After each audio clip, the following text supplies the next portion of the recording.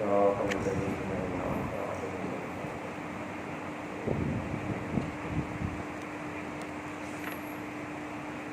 الحمد لله الذي أرسل رسوله بالهدى ودين الحق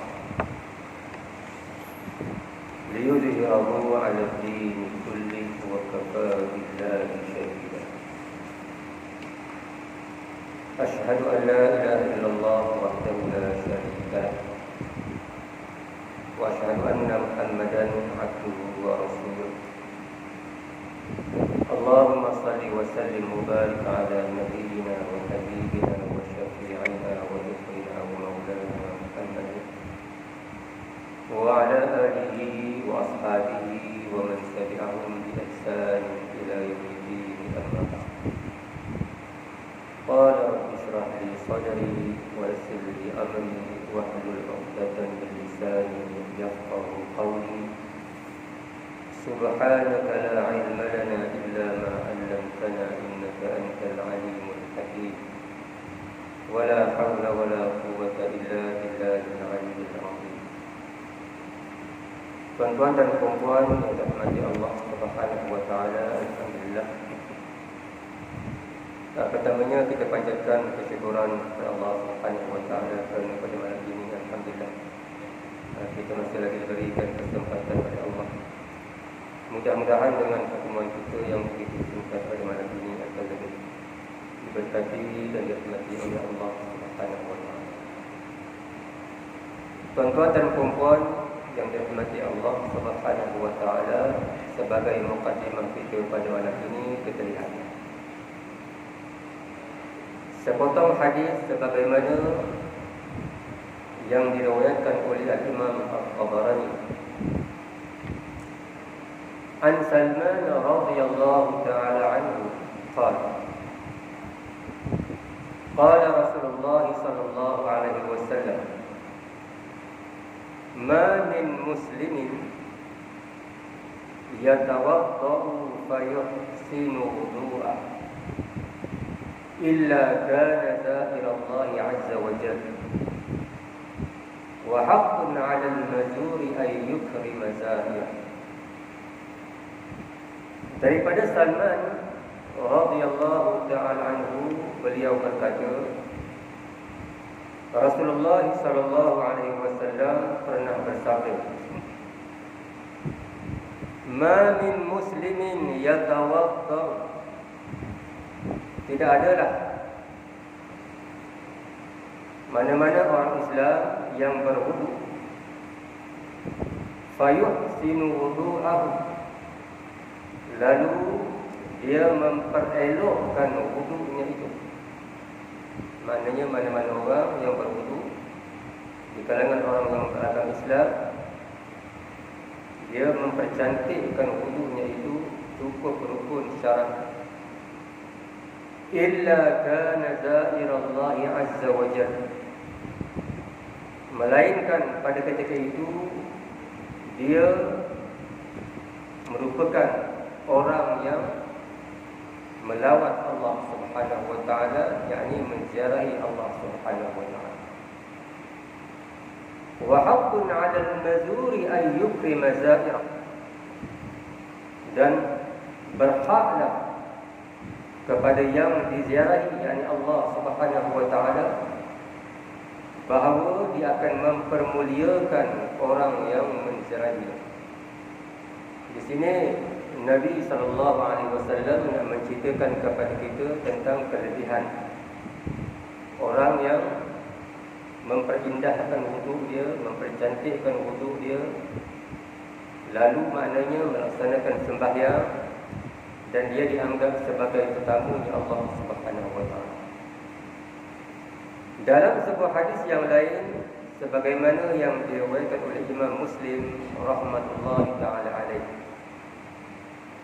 an Abi Hurairah 'an Nabi sallallahu alaihi wasallam qala man ghada ila al-masjid wa ra'a a'adda Allah lahu fil jannati nuzulan kullama ghada wa ra'a. Daripada Abu Hurairah radhiyallahu taala anhu, daripada Nabi sallallahu alaihi wasallam, Nabi bersabda, siapa yang pergi ke masjid dan pulang daripada masjid, maknanya dia gemar ke masjid, pergi dan balik, a'addallahu lahu fil jannati nuzulan kullama ghada wara. Nescaya Allah Subhanahu wa taala akan menyediakan untuknya dalam syurga nanti rumah setiap kali dia pergi dan balik daripada masjid. Cuba kita bayangkan kepada perempuan yang mati Allah Subhanahu wa taala, kalaulah maknanya kaki dia nyerengan ke masjid, melaksanakan maknanya ibadah secara berjemaah ini, balik dan pergi, kita pergi balik itu satu rumah Allah sediakan dalam syurga. Maknanya tuan, cukup banyak apa yang Allah Subhanahu wa taala akan berikan kepada mereka yang suka melangkah kakinya ke masjid. Dan hadis yang terakhir sebagaimana yang diriwayatkan oleh Imam Tirmizi rahmatullahi taala alaihi, kata Nabi sallallahu alaihi wasallam, basyiril masya'in fi zulm ila al-masajid bin nur yaum al-qiyamah. Apa kata Nabi? Berita gembira kepada orang-orang yang suka berjalan ke masjid dalam keadaan kelam malam. Maknanya subuh pun gelap datang, malam pun datang, maknanya ilal masjid, ke masjid, binurita yaumal qiyamah, dengan cahaya yang sempurna nanti pada hari kiamat. Maknanya Allah Subhanahu wa taala akan memberikan cahaya yang cukup terang kepada mereka yang gemar berjalan di malam hari, ketika mana orang tidur, maknanya dia ke masjid. Sama ada di sembahyang subuh di pagi hari itu, gelap-gelap datang, maknanya Allah Subhanahu wa taala akan sediakan maknanya cahaya besok dengan terang sempurna di padang mahsyar. Tuan-tuan dan puan-puan yang dirahmati Allah Subhanahu wa taala, kita lihat sambungan perbicaraan kita yang telah lepas. Qala al-musannif rahmatullahi taala alaihi wa nafa'ana wa iyyakum bi'ulumihi fi darain amin ya rabbal alamin. Baik, kita masih lagi menggunakan kitab Bahrul Madi jilid yang ke-15, dan pada hari ini kita dalam muka surat yang ke-13, iaitulah pada masalah yang ke-20. Apa kata pengarang kita? Masalah yang ke-20, orang-orang menurutkan kehendak syaitan dengan sedikit perkara yang dipandang hina. Hina di situ maknanya remeh. Ini sambungan daripada hadis yang telah pun kita bicarakan pada hari itu, di mana Nabi SAW menyatakan bahawa syaitan telah pun berputus asa untuk menyesatkan maknanya mereka-mereka yang berada di Makkah Al-Mukarramah. Dah putus asa dah syaitan. Nak menyesatkan mereka, nak jadikan Mekah tu besok, maknanya setelah wafatnya Nabi, sebagaimana yang berlaku pada zaman jahiliah, tak boleh. Ini jaminan Nabi SAW selama-lamanya. Namun maknanya syaitan ini akan gunakan cara yang lain, iaitu dengan cara yang remeh-temeh, yang akhirnya menyebabkan umat Islam akan bergaduh antara satu sama yang lain, berbunuh-bunuhan. Itu pasti akan terjadi. Tuan-tuan dan puan yang mati Allah Subhanahu wa taala. Baik, cuba kita lihat masalah. Sungguhnya pada sepotong hadis dalam masalah yang ke-19 itu menunjukkan manusia itu mahu menyukakan syaitan dengan sebab menurutkan kehendaknya pada menyempurnakan perkara yang kepala, perkara yang sedikit, yang remeh-temeh. Kalaulah maknanya dengan perkara-perkara yang remeh-temeh kita layan, maknanya yang akhirnya boleh menyebabkan berlakunya perbalahan, berlakunya permusuhan antara umat Islam, bergaduh gitu dengan perkara-perkara yang kecil, Bermakna kita telah menjadikan syaitan itu sebagai apa dia? Sebagai meredai perbuatan kita. Dia suka dengan apa yang kita buat. Nampak? Dan kita pun suka apa yang syaitan betul nak. Sebab dia nak menyesatkan kita, tak boleh dah. Terutama di Makkah. Di Makkah memang tak boleh dah. Nak jadikan maknanya macam dulu zaman jahiliah ada berhala, mereka menyembah berhala, tak boleh. Ini jaminan Nabi SAW. Tapi permusuhan antara umat Islam itu akan berlaku. Pergaduhan, pembunuhan antara satu sama yang lain. Tetapi perkara-perkara yang kecil-kecil, yang bukan besar-besar, bergaduh. Maka iaitu manakala syaitan telah putus harapnya mengembalikan orang-orang Islam menyembah berhala, maka ia pun merasuk pada segala amalnya yang boleh jadi sedikit sebabnya, yakni puncanya, dan kepalang jua pada bilangannya, sampailah boleh jadi berbunuh-bunuhan dengan sebab sedikit itu. Itu sahaja maknanya. Sebab kalau kita lihat dalam hadis yang lain, apa kata Nabi SAW? Inna syaitana qad ya'isa ay ya'budahul musallun. Syaitan telah mula putus asa bahawa orang-orang yang sembahyang nak sembah dia tak. Tetapi cara dia buat apa? Walakin fi tahrishi bainahum. Dia buat maknanya apa dia? Perkara-perkara yang membuatkan manusia itu berlakunya pergaduhan, permusuhan dengan benda-benda yang remeh-remeh. Sindir menyindir, mula-mula sindir-sindir, akhirnya bergaduh. Itu dia. Benda-benda yang kecil sahaja. Sindir-sindir, berli-berli, ejek-ejek, akhirnya bergaduh antara satu sama lain. Inilah maknanya cara syaitan dia nak merosakkan umat Islam.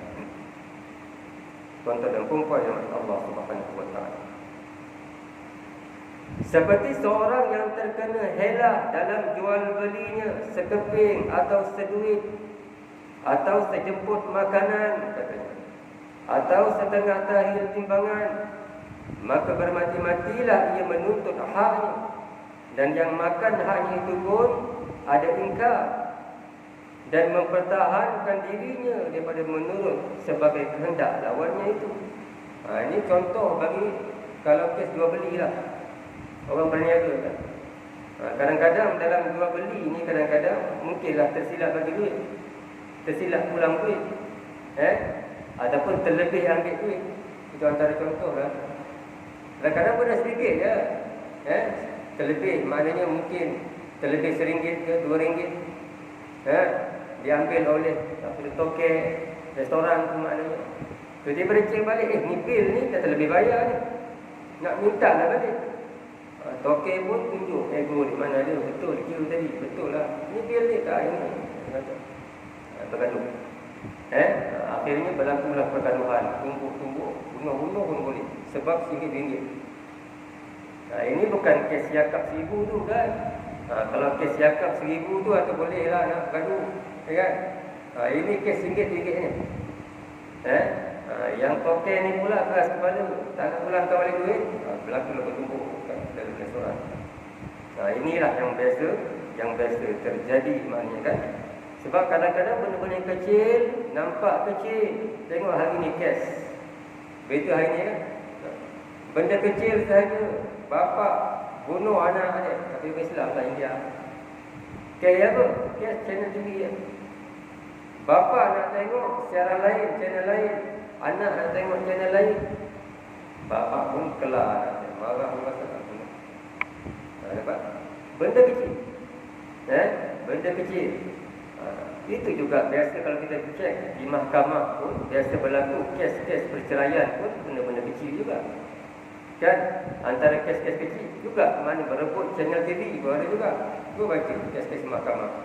Isteri nak tengok drama Korea, suami nak tengok Hindustan, bergaduh dia itu, dalam sampai talak bagi itu dalam. Itu saya dia bagi kawan tu. Nampak? Benda-benda yang remeh-remeh. Nampak? Sebab syaitan dah janji dah, aku nak sesatkan orang ni bukan dengan cara besar, benda yang kecil je. Bergaduh. Nampak tuan? Inilah cara syaitan dia nak menghidupkan permusuhan antara satu sama yang lain. Lalu apa kata pengarang kitab ni? Maka jagalah hai sekalian ikhwan, wahai kawan-kawan, nak jaga katanya, akan tipu daya di atas perkara-perkara kamu yang sedikit, yang ini kecil-kecil. Janganlah berkeras kepala. Jangan keras kepala, jangan ego sangat, itu maksud dia. Dan biarlah berlembut-lembut hati. Kenapa? Supaya tiada menyuka akan kehendak syaitan. Kalau kita keras kepala, tak berlembut, maknanya kita menggembirakan syaitan. Syaitan pun suka dengan amalan kita, perbuatan kita. Kita ni lembut, dia macam air. Lembut pun bukan bermakna kita ni lemah. Air yang lembut tu pun dia boleh membakar api. Ingat tuan, nampak macam lembut air tu, api dia boleh padam.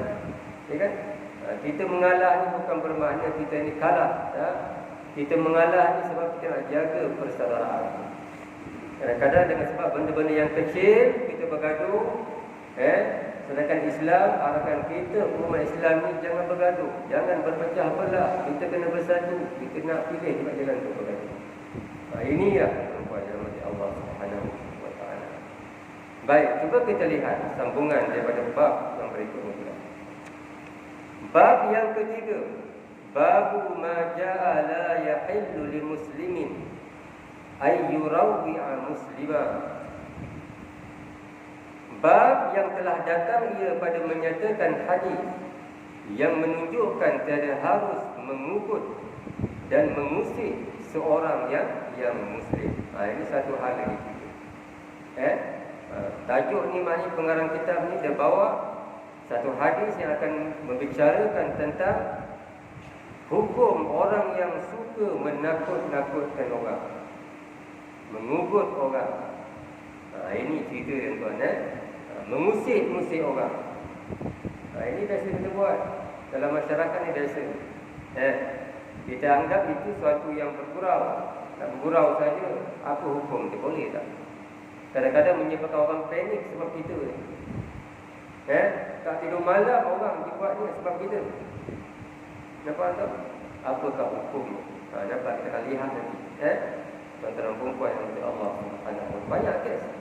Nak dahulu lah masa mula-mula vaksin dulu kan. Mula-mula vaksin dulu macam-macam maknanya fatwa keluar. Kata vaksin ni maknanya orang kalau suntik vaksin umur tak panjang, lepas 2 tahun mati, orang pun takut nak vaksin. Sampai sekarang pun ramai yang tak vaksin lagi. Nampak tak? Kaki tangan kerajaan hari ni yang berita 28,000 lagi pun tak vaksin lagi. Tak nak vaksin. Masih lagi takut nak vaksin. Macam-macam keluar. Ini maknanya perkara-perkara yang tak jelas tak boleh kita cerita. Bukan bidang kita. Nampak? Ini termasuk dalam mengukut ataupun maknanya kita menakut-nakutkan orang dengan benda yang kita tak tahu maknanya. Kita serahlah kepada yang pakar.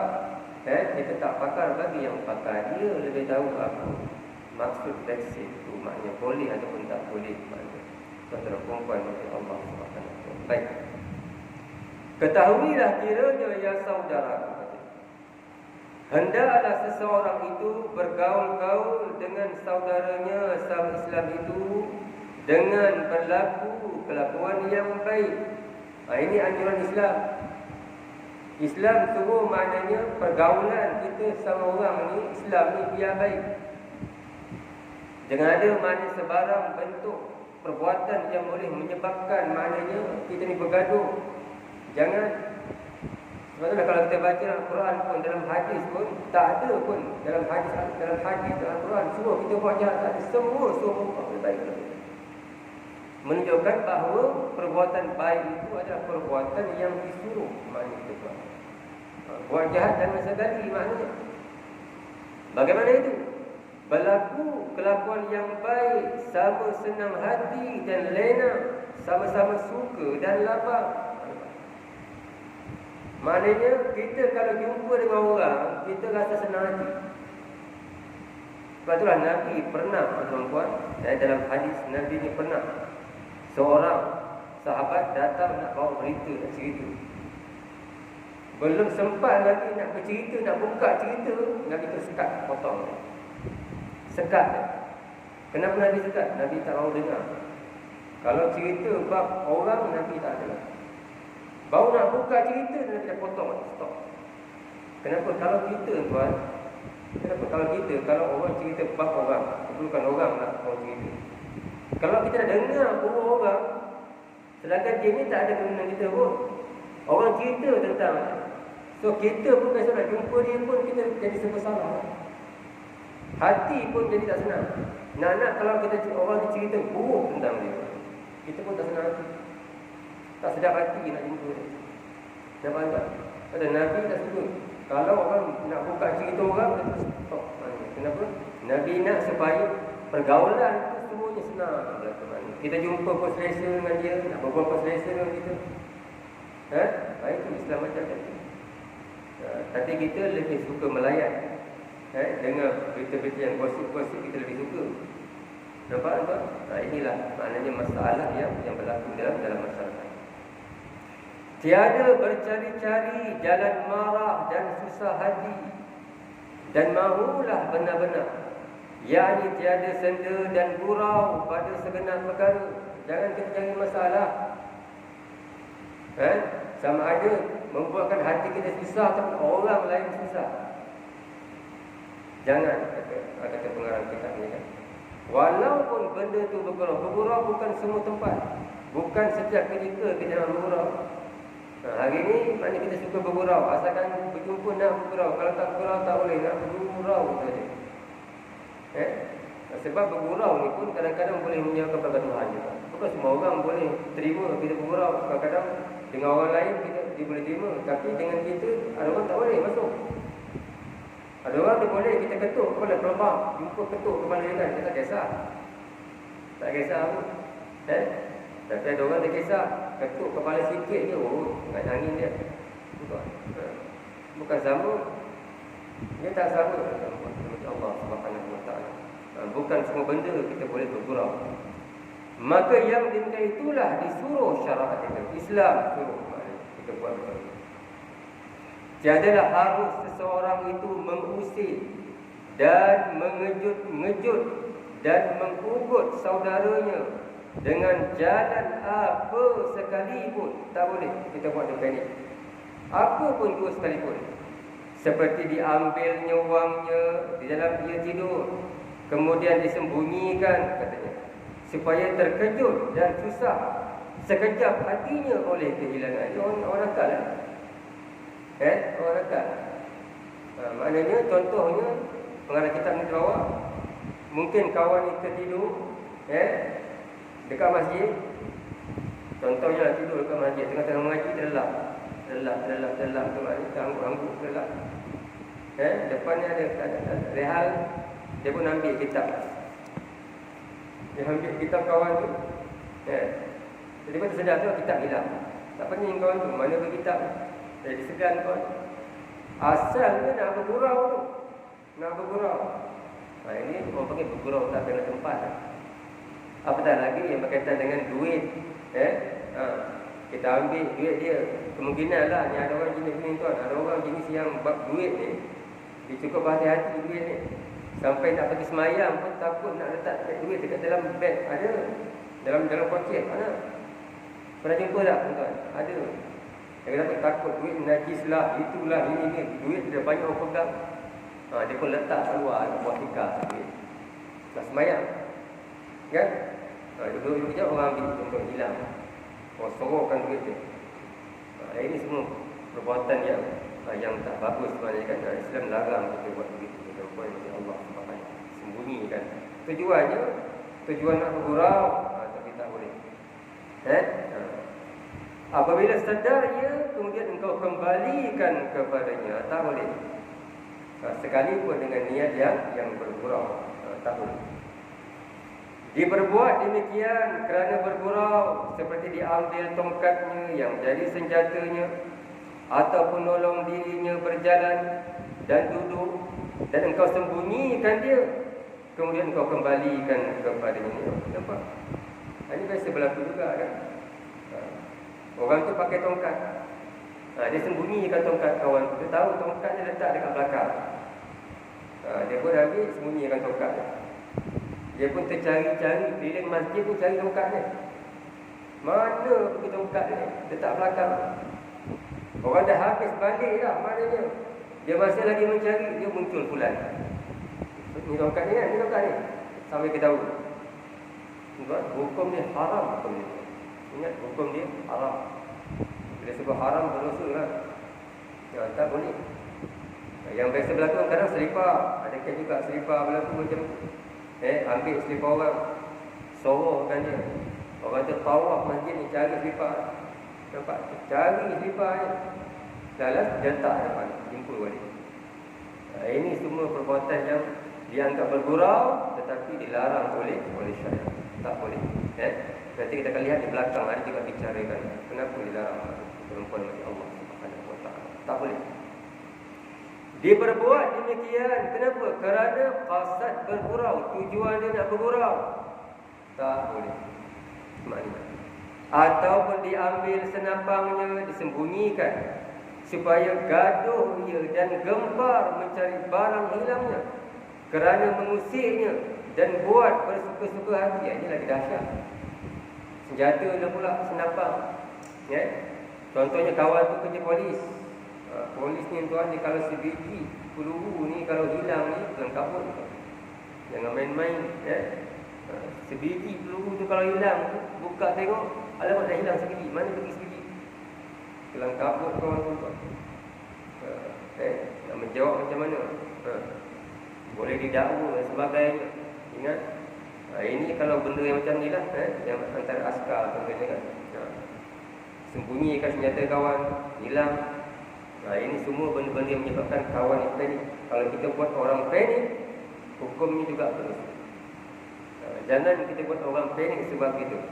Kerana benda-benda yang macam ni, senjata, pistol, senapang ni, ini jangan kita memain ni. Ini benda-benda yang menyebabkan orang panik. Dan perbuatan kita itu adalah merupakan perbuatan yang dilarang oleh Islam. Tak boleh. Maka semua perbuatan yang demikian itu haram.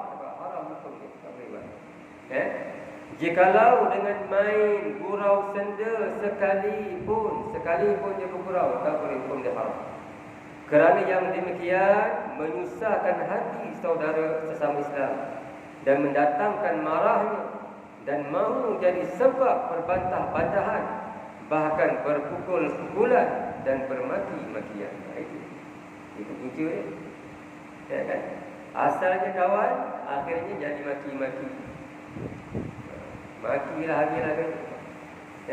Langsung tak berbual lepas sudah. Nampak? Tak berbual. Ni ada pula maknanya pattern orang yang suka cari, maknanya orang-orang yang suka melatah dia juga. Kan? Suka buat orang melatah. Tengok kawan tu melatah, lagi suka sakit orang. Nampak? Dia disergap orang maknanya suka terkejut. Keluarlah mana-mana yang bukan daripada mulut.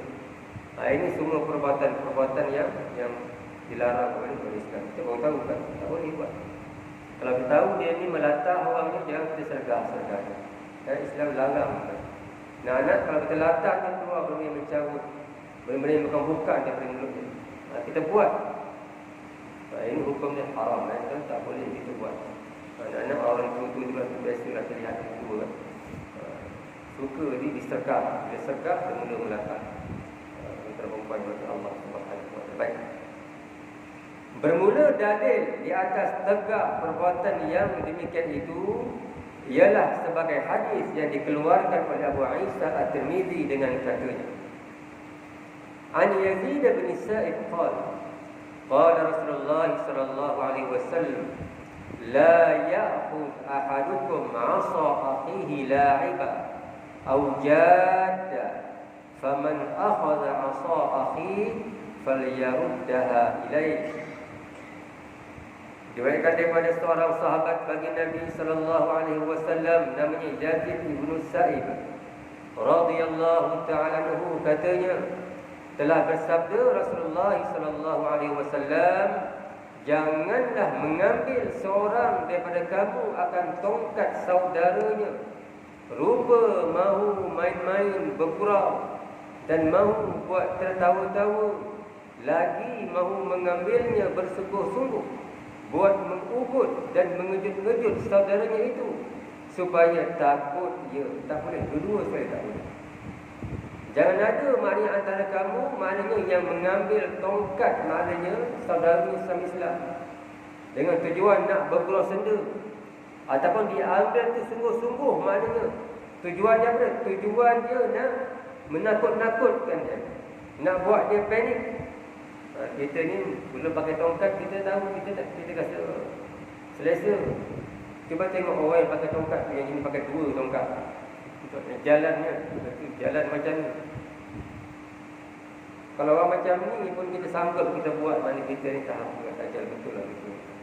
Kan? Kita sorokkan tongkat ni. Dia bukan pakai tongkat yang satu lagi ni. Sebab dia tahu dia kalau pakai tongkat yang satu mudah jatuh, pakai dua ni pula yang tinggi tu. Mampu juga datang ke masjid, kita pula menakal dia. Nakal dia. Sorok tongkat dia. Walaupun kawan, sama kerja dulu, pencen pun sama-sama, cuma nasib dia mana kurang baik sikit. Kita okey, umur 80, jalan okey lagi. Dia 80 dah pakai tongkat macam tu, kita sorok pula tongkat. Ini maknanya perbuatan yang ditegak oleh Islam. Tak boleh, dilarang. Sekalipun dengan cara kita nak bergurau-gurau saja pun tak boleh. Tak boleh. Sebaiknya kita tolonglah dia, tolong pegang dia antara perempuan, masya Allah Subhanahu wa ta'ala. Maka barang siapa mengambil tongkat saudaranya, maka hendaklah kembalikan dia kepadanya. Kenapa? Supaya tidak nama bergurau dan tidak jadi mengejut, mengugut akan dia. Nampak? Supaya maknanya benda itu bukan dianggap benda yang gurauan, ataupun benda yang menyebabkan dia takut, panik. Sebab ini bukan benda gurauan. Bukan benda yang boleh menyebabkan gurauan. Nabi larang. Ini contoh yang Nabi bagi ni, banyak lagi contoh lah. Contoh yang macam-macam. Antara contohnya ni ada tongkat tadi, kasut dan sebagainya yang biasa kita buat orang ni. Walaupun dengan tujuan kita nak bergurau, jangan kita bergurau dengan cara banyak, cara lain lagi kita boleh paling bermesra. Kalau dengan cara yang boleh menyebabkan dia berbahaya kepada dia, itu kan bergurau. Kan?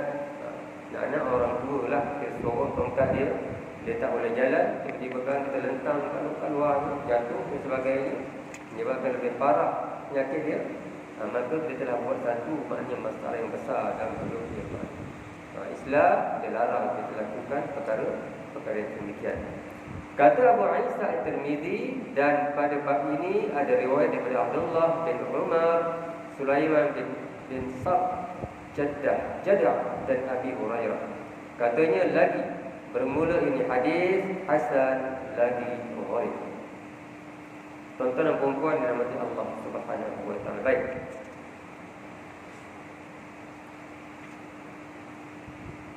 Baik, cuba kita lihat bab yang berikutnya, bab yang keempat. Babu ma jaa fi isyaratil muslim ila akhihi bis-silah. Bab yang keempat yang telah datang ia pada menyatakan hadis yang menunjukkan atas larang di sini makna haram.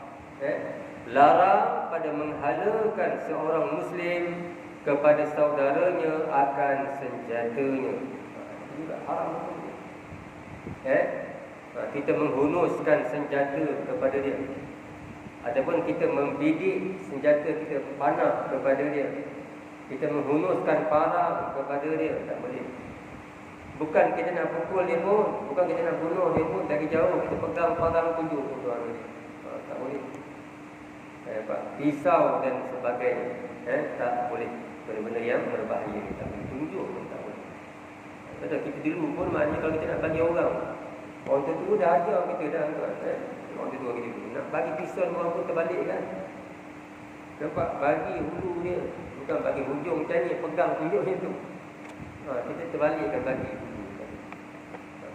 Orang tu dah ajar dah. Rupanya ada hadis punya, tak boleh kita menghalalkan senjata dekat orang.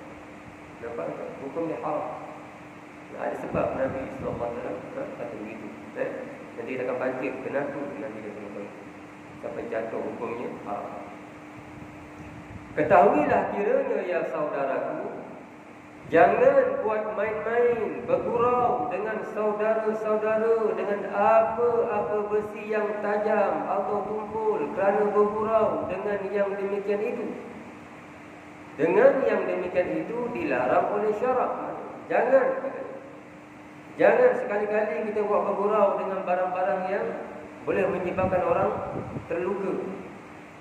Tak kira dah maknanya kita ambil, maknanya tukul ke tunjuk orang tu bukan pisau tukul ya. Dengan tukul pun boleh orang boleh mati juga. Kita ambil besi ke tunjuk macam tu, tunjuk orang dia macam tu. Bergurau saja dah tunjuk kita ni hebat. Bukan nampak uji ni nampak besi ni hebat. Tunjuk macam tu je tu dia. Itu hukum haram. Bergurau pun tak boleh. Maknanya Islam ni dia memandang berat kepada apa? Kepada darah. Nampak? Kita orang Islam tak boleh bergaduh. Itu kita ni. Nampak? Jangan bersih, tunjuk tak boleh. Tidaklah boleh buat main-main acu dan hala. Main apa bersih kerana mengugut dan menakut dan mahu mengeluarkan tertawa-tawa dan melihat berani pemarah orang. Nak uji pula orang pun tak boleh juga. Nak uji dia, nak tengok dia ni boleh sabar tak, boleh tahan tak kata dia. Nanti nak uji dia ni pemarah tak. Kita datang ada bawa parang sebagai contohnya kan. Nak tengok ni, tak boleh. Tujuan nak bergurau, saya nak uji dia saja. Jangan main-main Kadang-kadang kalau kita buat macam dengan orang, ada orang yang tak boleh. Dia tunjuk parang naik angin dia, tiga gitu pula. Masa-masa kan? Dan kita cuba dengan buat. Kenapa? Sebab kerana entah akan tersalah hala, maka dilangsungkan oleh syaitan datang mengenai kawan kamu oleh senjata kamu. Boleh jadi maknanya tiba syaitan pun datang. Kita dekat dengan dia. Kan banyak kes berlaku kan. Asalnya main-main pistol lah. Ada itu kes Sabah pun ada itu kan pistol. Asalnya mungkin akan main-main itu ala-ala. Tiba-tiba tertekan, ada peluru punya. Mati kawan tu. Dapat. Jangan halu.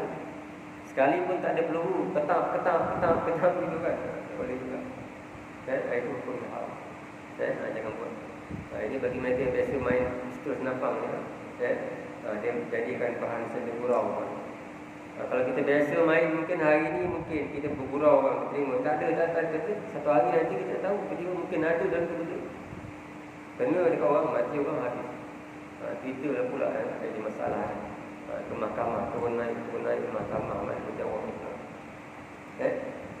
Maka syarak larang itu ialah larang. Nampak? Larang itu maknanya larang yang haram, bukan larang yang makruh, tak, hukumnya haram. Sekalipun kosong, tak ada dulu, hukumnya haram. Sekalipun bukan niat kita nak membunuh dia, niat kita hanya nak bergurau, hukumnya haram. Kalau Rasulullah berlaku, tak boleh tunjuk benda-benda yang berbahaya kepada orang, tak boleh, hukumnya haram. Nampak? Maknanya Islam ni dilarang kita ni ada sebab. Nanti kita lihat nanti insyaAllah pada minggu hadapan ada hadis yang membicarakan mengapakah makna Islam ni dilarang kita menghalu ataupun membidik, membunuh senjata kepada orang, terutamanya kepada saudara kita sama Islam. Ada sebab.